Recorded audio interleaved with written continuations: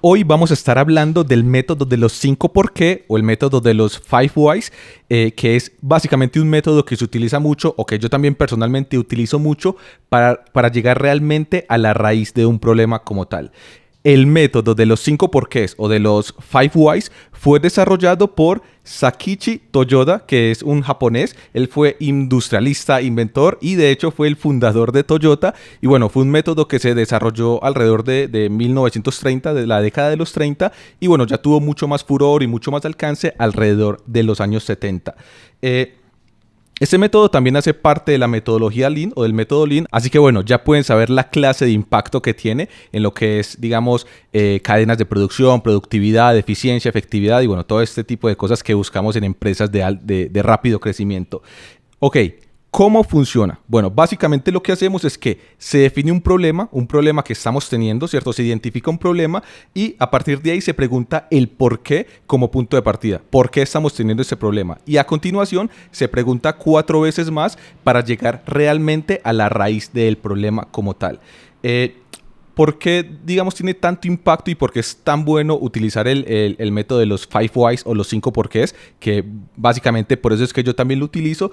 Y es que, primero, va a buscar la solución del problema más allá de la culpa. Vamos a ver algunos ejemplos de esto, pero algo importante es que muchas empresas o muchos equipos de trabajo, generalmente cuando identifican problemas, se enfocan en asignar la culpa o digamos, atribuir la culpa a una persona del por qué pasó eso y con el método de los 5 por qué realmente vamos a la raíz del problema a entender qué es lo que está fallando en cuanto a procesos, a estructura, a métodos, a organización dentro de la empresa y no se atribuye o no se aloca, digamos, la culpa a una persona en específico.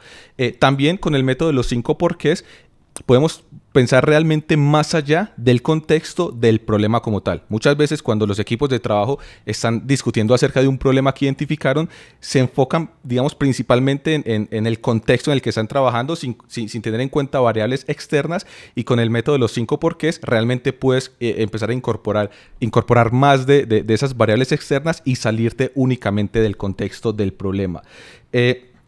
Como comentaba, digamos, el tercer principal beneficio que tiene el método de los 5 por qué es que te permite identificar realmente, digamos, la causa subyacente del problema, ir realmente a la raíz y no quedarte solamente con, digamos, causas o, digamos, síntomas más superficiales. Vamos a ver algunos ejemplos, como les comentaba. Y finalmente, que es lo más importante del método de los 5 porqués, podemos identificar o digamos crear una solución que sea escalable y sostenible y que realmente, como comentábamos, resuelva el problema de raíz, que es lo que al final del día buscamos. ¿Qué pasa? Que si nosotros identificamos un problema y solamente nos enfocamos digamos, las causas superficiales o incluso ni siquiera causas, los síntomas del problema y tratamos de atacar esos síntomas, puede que en cierta medida se mitigue el problema, pero el problema va a persistir, ¿cierto? Entonces, mitigamos un poco el problema, pero realmente va a permanecer y cuando comencemos a escalar la empresa o cuando tengamos más volumen, más alcance o cuando busquemos incrementar la operativa, el problema va a surgir de nuevo.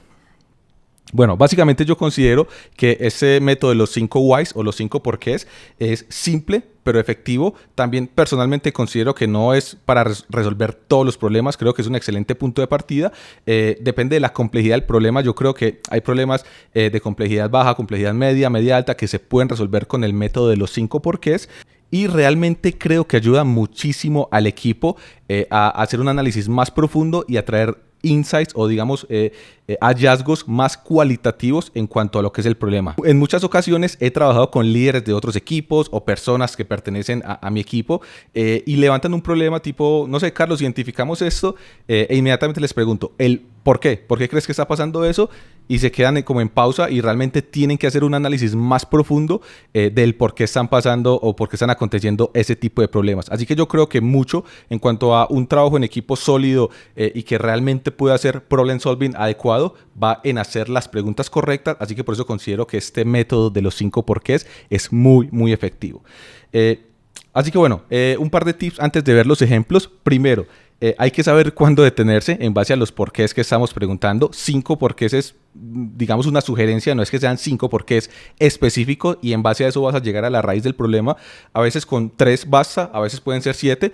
Así que bueno, más allá de tomárselo como algo obligatorio, es más una sugerencia y realmente depende de, como les comentaba al principio, la complejidad del problema como tal.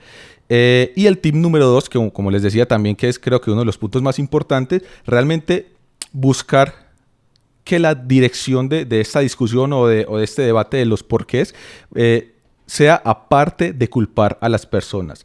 Generalmente cuando aplicamos la metodología de los 5 por qué, o digamos siempre, tenemos que buscar encontrar esa raíz del problema o ese problema o esa causa subyacente del problema en la organización de la empresa, digamos en áreas de procesos, áreas de estructuras, de metodologías que podamos resolver, que podamos, como comentábamos, crear una solución sostenible y escalable que a partir de ahí impacte, digamos, de forma transversal en toda la empresa y que permita resolver este problema.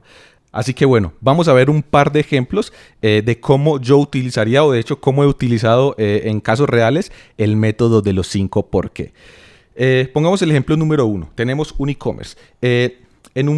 Como problema identificamos que estamos teniendo un incremento en las cancelaciones de nuestras órdenes. Digamos que, por ejemplo, teníamos un promedio de cancelaciones de las órdenes que habíamos generado de, por ejemplo, un 1%. Y a partir de cierto día, a partir de cierto mes, identificamos que esa tasa de cancelación se va incrementando tipo 2, 3, 4, 5%. O sea que se multiplicó por 5.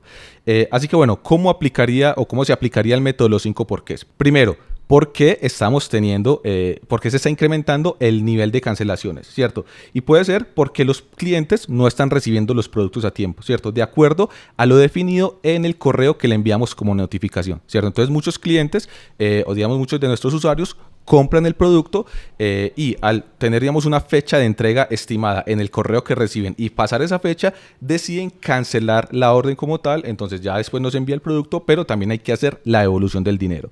Ok, entonces ahí empezamos a aplicar el método de los 5 por qué. Ok, ¿por qué las personas no están recibiendo el producto a tiempo? Y más aún, ¿por qué no están recibiendo el producto en la fecha que se les comunica en el correo como tal? Y puede ser, digamos, una respuesta a ese por qué puede ser porque ya no tenemos inventario de algunos productos que estamos vendiendo en la página web, ¿cierto? Simplemente la persona va y compra el producto, entonces al nosotros no tener el inventario, digamos, en bodega o en el almacenamiento de ese producto, no lo podemos enviar a tiempo y la persona obviamente no lo está recibiendo a tiempo. Entonces ahí seguimos profundizando con los por qué. Ok, ¿por qué ya no tenemos inventario de estos productos que tenemos en la página web? Y la respuesta puede ser porque la planificación de la proyección de ventas no se compartió con logística y básicamente no se hizo el pedido o la producción de esos productos que teníamos en la página web, ¿cierto? Entonces ahí identificamos una ruptura en la comunicación. ¿Por qué? Porque tenemos productos publicados en nuestra página web que el equipo de ventas, por ejemplo, estaba teniendo en su planificación vender, pero no le compartió esa planificación al equipo de operaciones o de logística y no pudieron o, digamos, realizar la fabricación del producto o hacer el pedido del producto para tenerlo en inventario como tal. Entonces, bueno, ok, ¿por qué? Hacemos la pregunta, ¿por qué esa planificación de ventas que el equipo de ventas ya tenía y había definido y sabía que iba a vender ese producto, no fue compartida con el equipo de logística o con el equipo de operaciones? Y la respuesta puede ser porque no tenemos ninguna reunión o ningún proceso, digamos, en lugar o establecido, creado para tener esa instancia de alineamiento entre ambos equipos, ¿cierto? Realmente no tenemos ninguna instancia, ninguna reunión, ningún proceso, ningún método, ningún sistema que nos permita, digamos, alinear ambos equipos y decir, el equipo de ventas, esta es nuestra proyección de ventas por producto, por categoría, para que el equipo de logística pueda decir, bueno, vamos a hacer el pedido o no tenemos ese inventario. Y bueno, el último por qué podría ser, ok, ¿y por qué no tenemos esa reunión o esa instancia? Y es porque realmente nunca se habló de ese proceso o realmente nunca se definió y nunca en el pasado tuvimos ese tipo de problemas. Y aquí es donde está el punto clave, porque cuando hacemos este tipo de ejercicio, al final parece como muy lógico de, Bueno, evidentemente, tanto el equipo de ventas como el equipo de operaciones deben buscar estar alineados y compartir esta información para evitar este impacto negativo, digamos, en la experiencia del usuario, o que nuestros usuarios no estén no recibiendo su producto en el tiempo que le habíamos definido, e incluso también tiene un impacto en las ventas porque estamos, o en los ingresos de la empresa, porque estamos generando ventas, pero posteriormente nos toca devolver ese dinero. Y como les decía, a veces parece como muy lógico o como muy básico el tipo de resolución a estos problemas, pero esa es la magia del método de los 5 porque muchas veces este tipo de problemáticas se dan en empresas que van desde cero y empiezan a crecer, empiezan a generar ventas, y aquí, como comentaba, nunca tuvimos ese tipo de problemas en el pasado y por lo tanto nunca se generó ese tipo de sistema o de proceso para evitar que suceda de nuevo. No es lo mismo, por ejemplo, tener una empresa, un e-commerce como ese que estamos comentando en el ejemplo, que venda 50, 100 prendas, o digamos 100, tenga 100 órdenes al mes, que son un promedio de 3, 4 órdenes por día, que se maneja de forma sencilla porque el inventario, digamos, no se ve impactado, o tenemos un inventario a 60, 90 días, no hemos pasado por épocas, digamos, de temporalidad o de seasonality de productos. No es lo mismo eso que cuando ya tienes un e-commerce más establecido, o cuando vas creciendo conforme pasa el tiempo y pasas de 100 ventas a 1000 ventas, ¿cierto? Porque ahí te puede cambiar la distribución de ventas de productos, te puede impactar más la temporalidad. Entonces, por ejemplo, en diciembre se vende más de X o Y producto, entonces ahí se puede agotar el inventario, y un problema, o digamos una circunstancia que antes no era un problema, que no había muchísima comunicación entre ventas y operaciones, tal vez porque ni siquiera existía uno de los equipos, o el equipo de operaciones en este caso, puede ser un problema cuando la empresa empieza a crecer, y aquí es donde se va a resolver la raíz de ese problema, que es la comunicación y la alineación entre ambos equipos. Entonces, básicamente, no solamente esa sería la solución del problema, sino que también tenemos un plan de acción que nos permite mejorar el sistema dentro de la empresa como tal. Por ejemplo, ¿qué es lo que tendríamos que hacer a nivel del plan de acción? Primero, definir una reunión donde comuniquemos la proyección de ventas entre marketing o el equipo de ventas y operaciones con determinada frecuencia que nos permita, primero, de estar al tanto de las ventas que estamos teniendo y la proyección de ventas, y segundo, dada la frecuencia o con cierta frecuencia que tengamos la reunión, estar actualizando el plan de ventas, porque como comentaba, puede que un producto se venda más en X temporada o deje de venderse, entonces ahí tiene que haber como esa frecuencia en la comunicación y en la reunión donde ambos equipos estén alineados. Segundo, crear un procedimiento para actualizar el inventario en la página web de forma automática cuando un producto se queda sin inventario. Entonces ya eso es una solución, digamos, más de automatización, donde tenemos que ir al equipo técnico y decirles, es, digamos, nuestra fuente de información para el inventario que tenemos, y eso es la página web. Entonces, tener esa conexión o automatizarlo de cierta forma, de que si nosotros tenemos un producto que se queda sin inventario, automáticamente se elimine de la página web, o que no se muestre como disponible el producto, sea una talla, sea alguna digamos, variación del producto o algo así. Créanme que eso me llegó a pasar a mí también, en el sentido de que no tenía esa parte automatizada, comentando de empresas que pasan de cero a las primeras 100,000, 2,000, 3,000 órdenes al mes, y es algo que no anticipas demasiado, porque no es como que sea un problema inicial o una problemática inicial, y cuando empiezas a ver, tienes órdenes de productos que están fuera de inventario, y ahí es tan sencillo como poner en lugar, digamos, esta conexión o esta automatización, que la página web tome la información del inventario y simplemente salga como no disponible para el usuario final. Y tercero, crear alertas cuando luego de una compra el producto no ha sido despachado a tiempo para que el cliente lo reciba en el plazo esperado. Y de hecho se pueden poner también, digamos, ciertos flujos automatizados de que podamos enviar una comunicación al cliente. De hecho, aquí también lo que podríamos identificar es que, de acuerdo, o sea, tendríamos que actualizar la fecha de entrega del producto de acuerdo a la disponibilidad del producto en el inventario. Entonces, no enviar un correo que diga que vas a recibir el producto en 6 días, sino que el correo diga, bueno, este producto está bajo en inventario, lo vas a estar recibiendo en 15 días, por ejemplo. Eso también podría atacar el problema y reducir, digamos, en cuanto a la cantidad de devoluciones que estamos teniendo, que bueno, eso sería también para mitigar el impacto en el usuario. Pero básicamente lo que tenemos que hacer es alinear ambos equipos, tener una reunión o instancia con cierta periodicidad.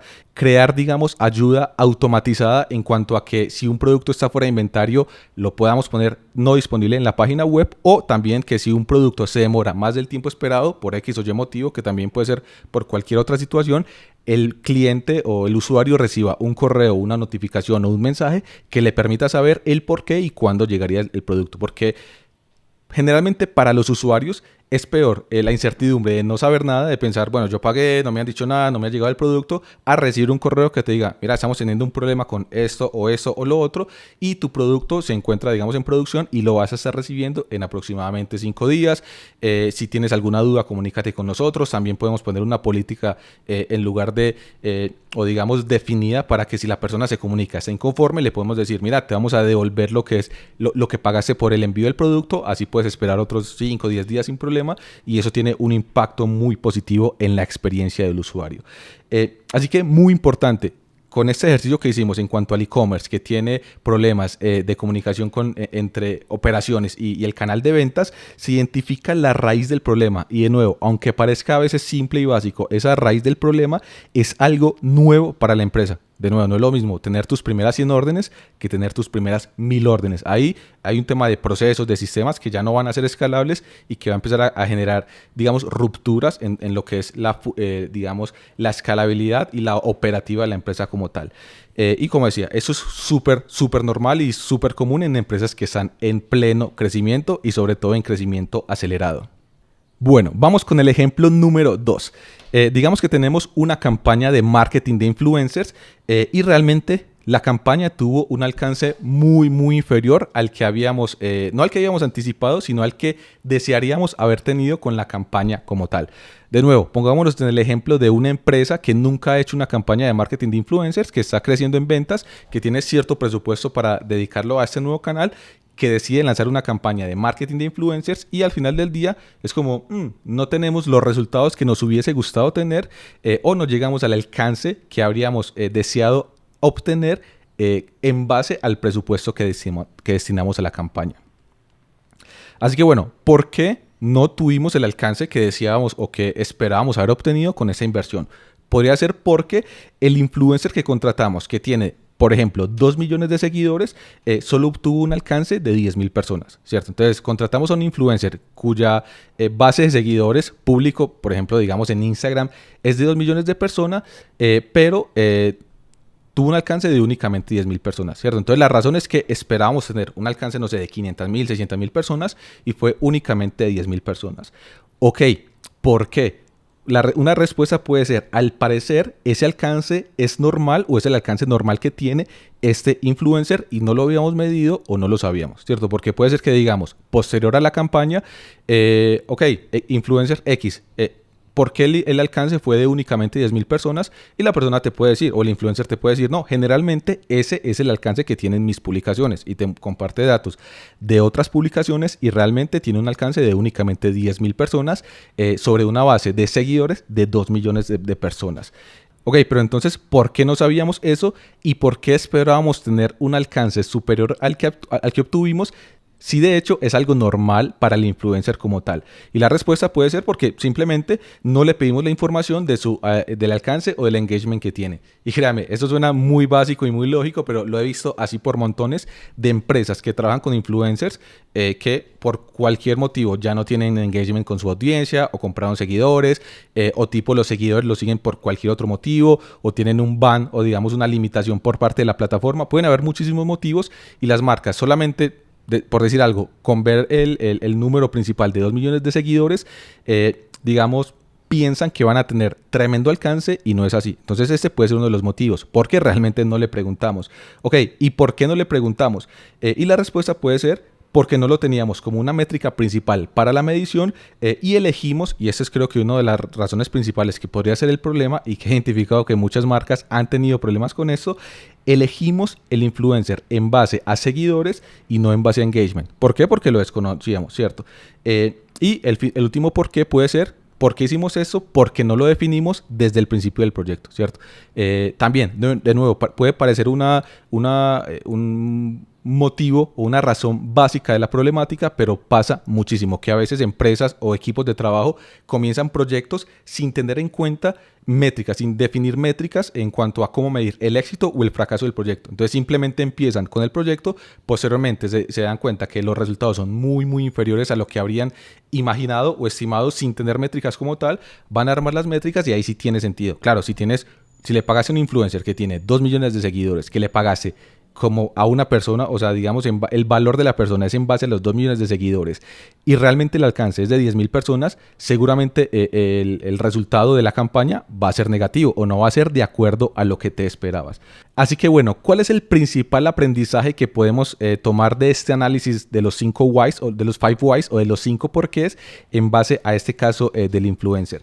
Y básicamente es que siempre tenemos que crear métricas para medir el impacto de cualquier tipo de campaña. Siempre que creamos la campaña hay que definir métricas de éxito o métricas mínimas que nos permitan medir el éxito de la campaña como tal. Si es una campaña, digamos, de influencer, tenemos que tener en cuenta el alcance orgánico del influencer. En este caso, y las métricas de campaña o digamos KPIs que nos pueda proporcionar el influencer de campañas que haya corrido en el pasado. Por ejemplo, alcance como tal, reach o número de impresiones, tasa de clics, ¿cierto? El CTR, tasa de conversiones. Entonces, por ejemplo, aquí un influencer de 2 millones de seguidores me puede decir, no, mira, generalmente yo cuando hago una publicación en Instagram o una story, tengo un alcance de 10.000 personas, de los cuales, no sé, 1.000 personas hacen clic, que sería el 10%, un excelente resultado, ¿cierto? Tengo una base de 2 millones de seguidores y tengo impresiones a nivel de alcance únicamente 10.000, pero de esos 10.000 tengo 1.000 personas que hacen clic. Así que yo ahí, con lo que es la tasa de conversión de mi página web y entendiendo que esa audiencia o que esos seguidores del influencer están interesados en mi producto o servicio, puedo decir, bueno, si mi tasa de conversión es X, estaré obteniendo alrededor de 10, 20, 30, 50 compras, las que sean, y en base a eso medir el valor del influencer, ¿cierto? Si es una persona que me pide una cantidad exagerada pensando que el valor que agrega son los 2 millones de seguidores, pues sé que no me va a servir. Me serviría más una persona que, por ejemplo, tenga 50.000 seguidores, pero que sea más de nicho y que, digamos, el alcance que tenga sea del 50% de su audiencia, ¿cierto? Porque en ese caso me va a cobrar como una persona de 50.000 seguidores o un influencer de 50.000 seguidores, pero realmente estoy obteniendo un alcance muchísimo mayor como tal. Así que bueno, el método de los 5 porqués o de los 5 whys. A mí personalmente me encanta, lo utilizo demasiado con mi equipo de trabajo y como resumen sabemos que es un método que nos va a permitir encontrar la raíz de los problemas y realmente, digamos, a la raíz de cada uno de los problemas que estamos tratando de atacar, encontrar soluciones escalables, no focalizar la discusión o digamos el debate en culpar a las personas por el problema o por lo que sucedió y finalmente encontrar soluciones escalables y sostenibles para la organización.